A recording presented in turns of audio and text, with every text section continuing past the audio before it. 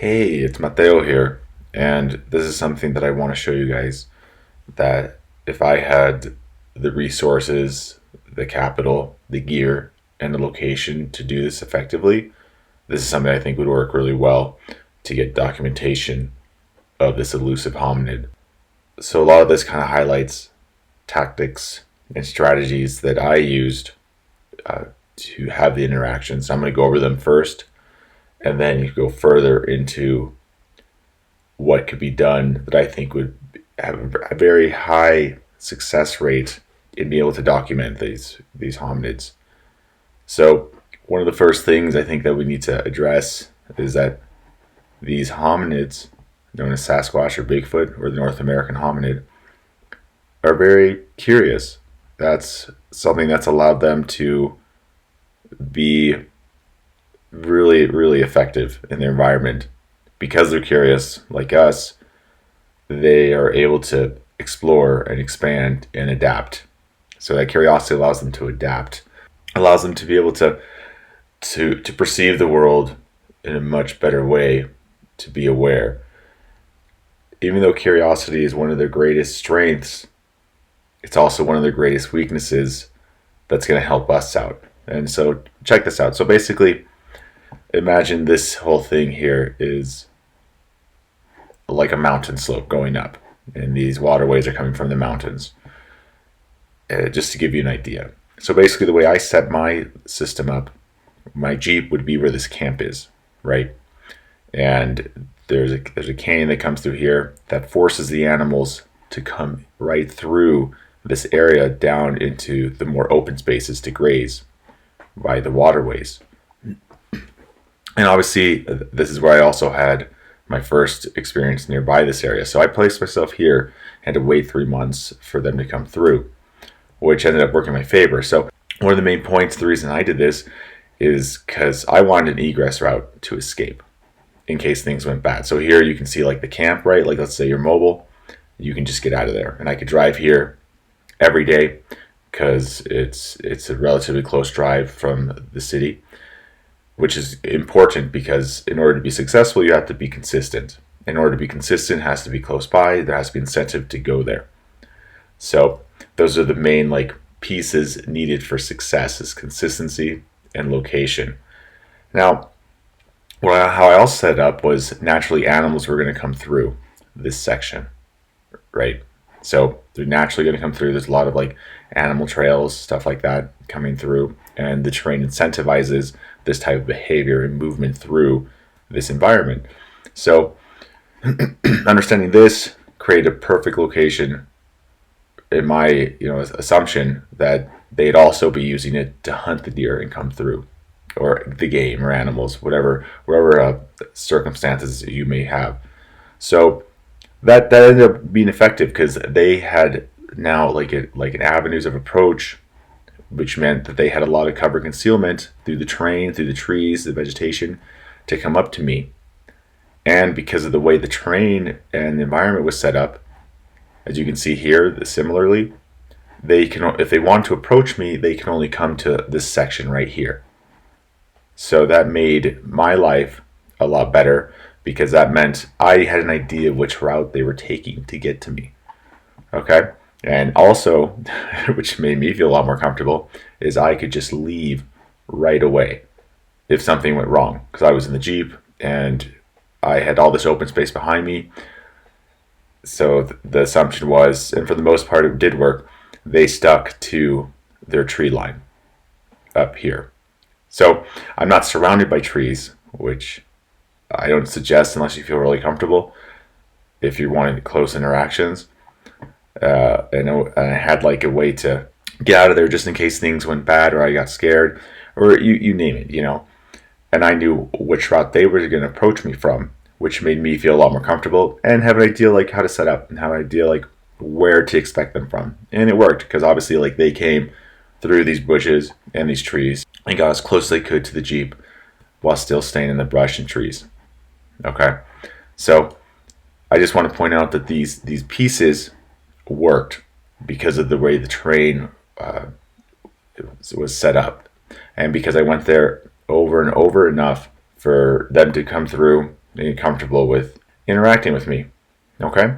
So the whole point of this is to show that it works and that their curiosity with enough cover and concealment will drive them to come visit and get close to you. And that's your best option if you want interactions and to get close, in my opinion. Now, because I'm trying to build rapport and trust, I have no intent to use more intrusive methods and means to get like a picture to run into them. I hope you understand what I'm saying. So I'm trying to build that rapport enough so that I can one day document this group for long periods of time over and over again consistently. So I don't want to do anything to jeopardize that by creating like camera traps and creating these different things that might be more as intrusive to this group. Now, if I had the funding, the resources, expertise, capital, etc., and I wanted to get video documentation, this is where this whole thing comes into play. And this is something that I've been playing with for a long time in my head that I'm very confident would work. So if any of you out there have the capital, have the resource, have the location, you have like the manpower, this is something that I think will work. And I'm going to explain the next steps to take that would most likely give you some good results. So in a lot of the videos that we see of Sasquatch, or the blurry ones, we see some that seem very irregular, where they seem really exposed, right? And you're just like, well, a Sasquatch type creature wouldn't expose itself like that, so it has to be fake. But in a lot of these, you don't realize it's looking in a different direction. Like one of my favorite ones is, if you guys can find it, show me a link in the comments, but it's one rafting. Like these rafters are going down, and the Sasquatch is totally exposed as like they're filming him like right there, like on the banks. On first look, it looks like he's exposed, and like what elusive hominid would be exposing himself? So it just seems like far off that this is genuine.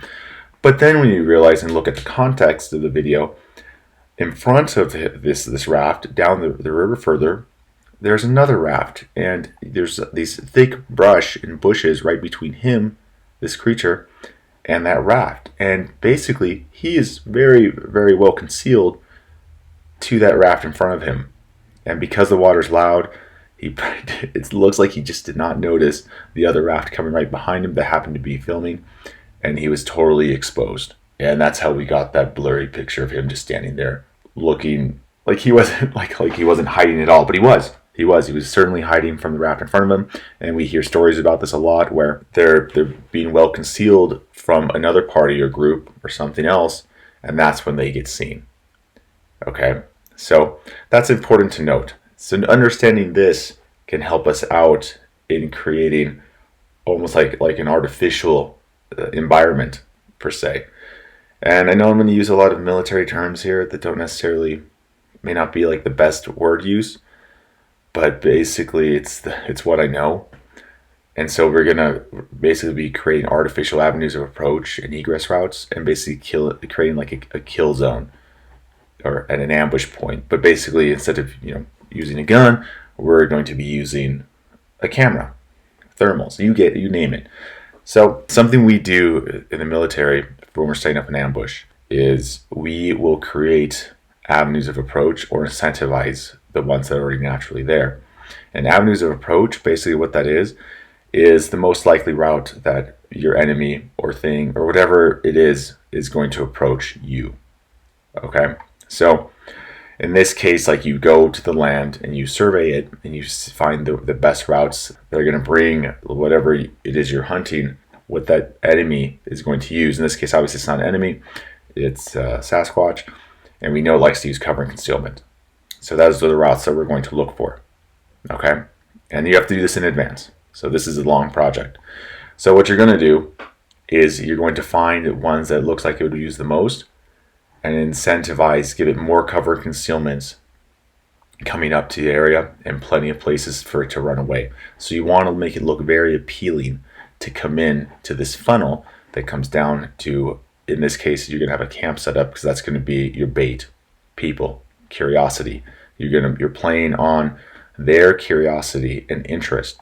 So what you're doing essentially is you're coming through first and just moving the terrain out of the way, adding stuff, like just creating like a good funnel that looks very promising. You want it to be promising. You want it to be good cover concealment to incentivize them to approach. And you want to make sure this whole area over here is very well camouflaged. Like heck, you even build like a whole wall made out of sticks and debris, so that they feel very confident to approach you here. That's the most important piece. Is you want them to be able to feel safe and come on in order to spy on you. Because let's be honest, they like to spy.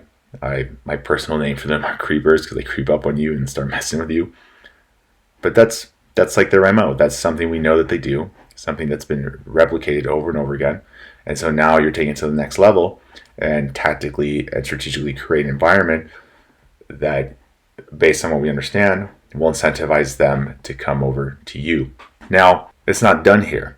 So the next piece is the environment obviously is going to be really critical, because you want to be able to have this hominid come up to you. But now if we want to document and observe it, we need to do the opposite here on this side that I have in white. So basically this whole area here, you make it exposed. And that means you're going to cut down, you're going to move things out of the way in order so that you have a good vantage point from the LPOP here that I'm going to talk about momentarily, so that it can be seen from one angle, right?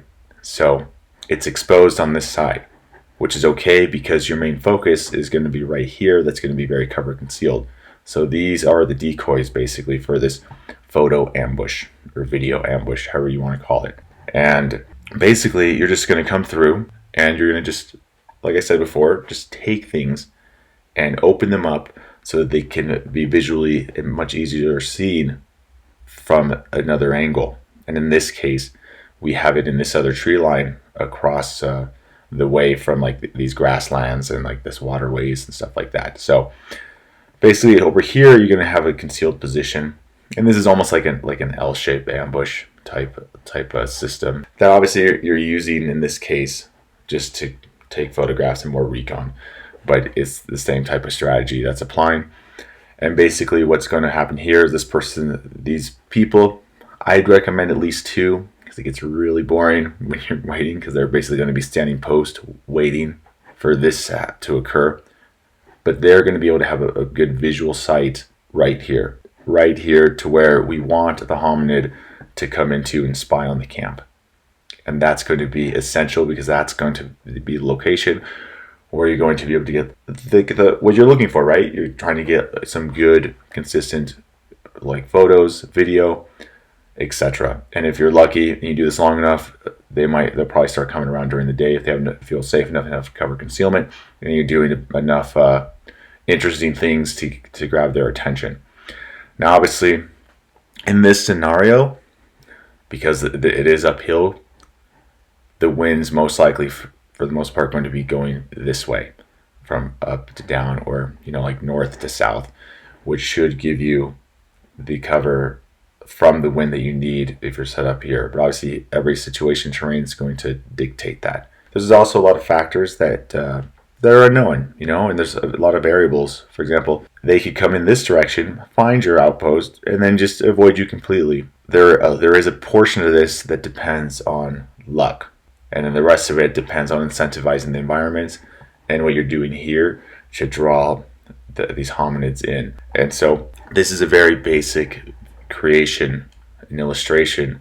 In my opinion, I think would work really well based on my experiences with these hominids and kind of the setups that I've made to get those interactions. But this would be one step further of getting documentation. If you have the resources, the capital, the manpower in place to do it, go for it. If you have those things and you want to collaborate, I'm happy to, because again, right, the location I'm doing this at, I'm not able to do a lot of those things just because of where it's at. And two, it's my main goal isn't to create like more intrusive type experiments like this, because I want to create a more like regular communication, trust, and it's a long-term goal, an experiment. So I'm reserving that for this group that I'm working with now. But I have been trying to find another location that's promising where I can maybe set up things like this when I get enough gear and funds and manpower. So if you guys have any better ideas, let me know. Like the strategies and tactics involved in this are essential for success, whatever you end up doing. But yeah, leave comments below. Let me know your thoughts, different ideas. Maybe there's stuff I missed. There might be obvious strategies or tactics that could be employed, or things I'm lacking in the simple illustration. But this is the basic foundation for something effective that would be used either as in an ambush for people, or in this case to incentivize a place to be able to get a good documentation of this hominid. Look forward to what you have to hear, and who knows, maybe this can one day become a reality. Thank you very much, and have a great day.